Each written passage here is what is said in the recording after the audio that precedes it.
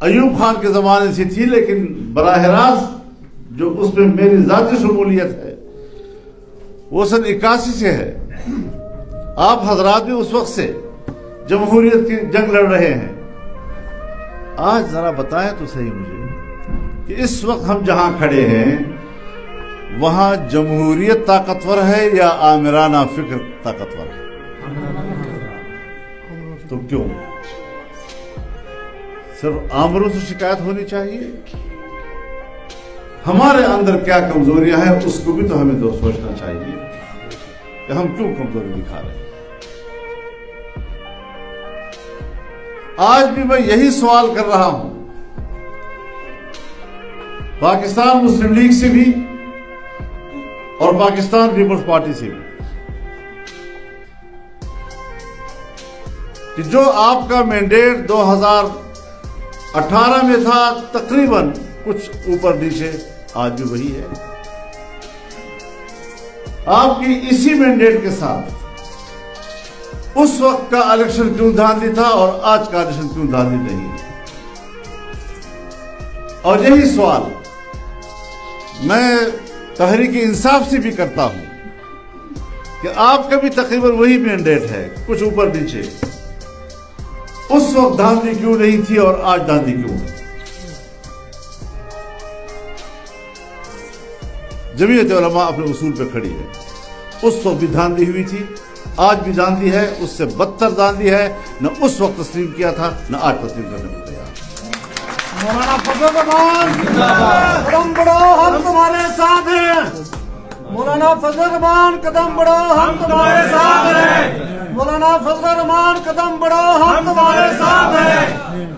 ذاتی دشمنی کوئی نہیں ہوتی، اصول کا معاملہ ہوتا ہے، اور ہم اختلاف کے باوجود سیاسی رہنماؤں کا احترام کریں۔ اگر معاشرے میں 5 آدمی کسی کی عزت کرتے ہوں تو میرا اور آپ کو بھی فرض ہوتا ہے کہ اس کو عزت کے ساتھ ملے، عزت کے ساتھ سلام کریں۔ توہین آمیز رویے جو ہمارے معاشرے میں گھس آئے ہیں، اس نے معاشرے کو، اس کے ڈھانچے کو بٹھا دیا ہے،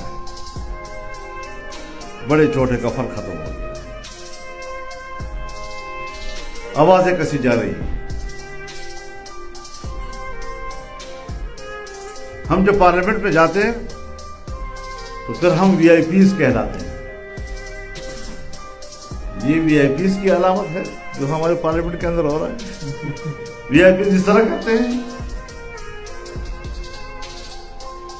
اگر آپ کی یہ خواہش ہے کہ میں پارلیمنٹ کا ممبر ہونے کے بعد جہاں جاؤں مجھے عزت کی نظر سے دیکھا جائے، تو جس وقت آپ سب اکٹھے ہوں وہاں اختلاف بھی ہوتا ہے، کبھی شور شرابہ بھی ہو جاتا ہے، مسئلے پر شدت بھی آ جاتی ہے، لیکن بہت عارضی اور حدود کے اندر حدود سے باہر پھر بھی نہیں جاتی۔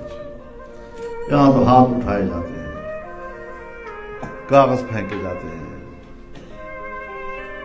پتہ نہیں کیا کیا کچھ ہوتا ہے، کسی کو اس پر بات کرتے ہوئے بھی انسان کو شرم آ جاتی ہے۔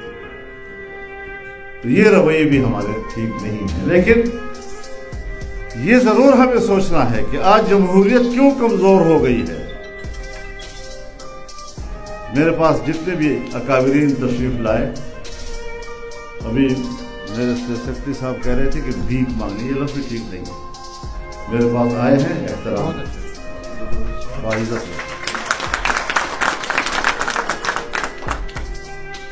کوئی بھیک نہیں مانگ سکتا۔ ایسے مسائل ہیں، لوگ ملتے ہیں ایک دوسرے کو، اپنی بات پر آمادہ کرتے ہیں، یہ ان کا حق ہے۔ ہم نے تو پی ٹی آئی کے ساتھ بڑی سخت جنگ لڑی ہے، انتہائی تلخیاں، اس کے باوجود جب وہ تشریف لائے ہم نے کہا ویلکم، ہم نے ان کو عزت دی۔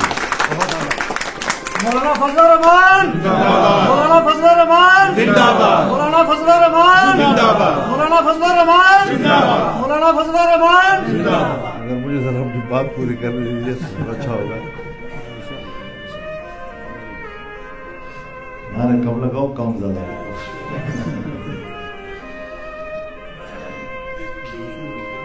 تو اس اعتبار سے ہمارا اپنا ایک سیاسی کلچر ہے، ہمارے اپنے اقدار ہیں، اور ہم نے ہی ان اقدار کو زندہ رکھنا ہے۔ کیوں کر ہم اپنے اقدار کے قاتل بنے؟ کیوں؟ یہ تو بہت بڑا جرم ہوگا۔ آنے والی نسلیں وہ آپ کے بارے میں کیا سوچیں گی جب وہ اپنا تاریخ پڑھیں گی اور پھر اس قسم کے واقعات وہ پڑھیں گے؟ یہ تھے ہمارے بڑے لوگ، پھر وہی ہم سے سیکھتے ہیں۔ وہ کہتے ہیں نا جی کہ بچوں کے سامنے ایسا کام نہ کرو، کیونکہ وہ فوراً نقالی کرتے ہیں۔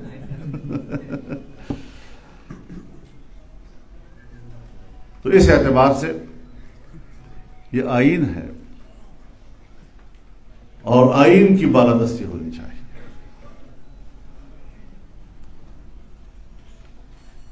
ہمارا آئین کچھ اصول طے کرتا ہے۔ میرے نزدیک چند باتیں ایسی ہیں، اور صرف میرے نزدیک نہیں، پارلیمنٹ کی کمیٹیوں میں متفقہ طور پر یہ رائے قائم کی گئی تھی، اور فیض آئین بھی کہتا ہے، آپ خود مجھ سے زیادہ بہتر سمجھتے ہیں، کہ ایک آئین کا بنیادی ڈھانچہ ہوتا ہے، آئین کے اساسی ستون ہوتے ہیں، اگر کوئی ستون گرتا ہے تو آئین گرتا ہے۔ سب سے پہلی بات یہ کہ اسلام کا ہمارا آئین کا اولین ستون وہ اسلام ہے،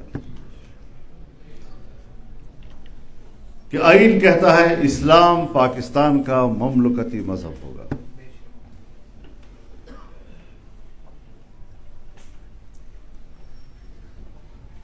یعنی یہ ایک سیکولر اسٹیٹ نہیں ہے،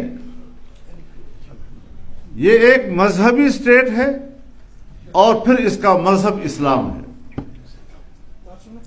یہ میں نہیں کہہ رہا ہوں، یہ آئین کہتا ہے۔ دوسری چیز